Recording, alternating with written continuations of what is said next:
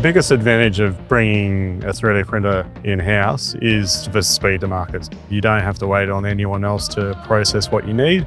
You can throw it onto the printer immediately. You can see the results straight away. The general conception with 3D printers, and it is a toy and it prints out funny dragons, but we can use the same printers and essentially the same tool set to utilize it for our manufacturing process. Traditional methods of getting any prototype done, you go to a sheet metal fabricator, and they'll put you to the back of the line. You have 3 weeks down the chain. So you get a prototype, and if it's wrong, you just go around that circle again. With 3D printing, it turns into an hours or a days thing. So especially having it in-house, as soon as we design it, we throw it onto the printer, we get the result. If it's a very simple bracket, in a couple of hours, maybe 3, and then bring it down here to test it.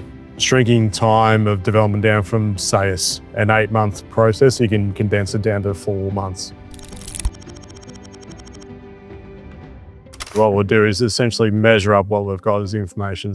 We'll throw it into the CAD environment, have a bit of an idea of how things could be done. 3D print, test it out, put it onto the ute with the product, go and see if it fits or note any changes. Something this put another hole in it, we'll drill another hole. We can manipulate and mold it to what we want, getting the right size, shape, form, fitment, and then we can return back into the CAD environment just to document any revisions.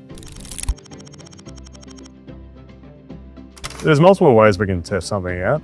If it's in the digital world, we can use FEA or CMS testing, which is putting a force onto something with material properties and see if it breaks. Once we're confident in those results, we can generate a prototype with the same parameters and then put it onto a vehicle and then do a real test with it.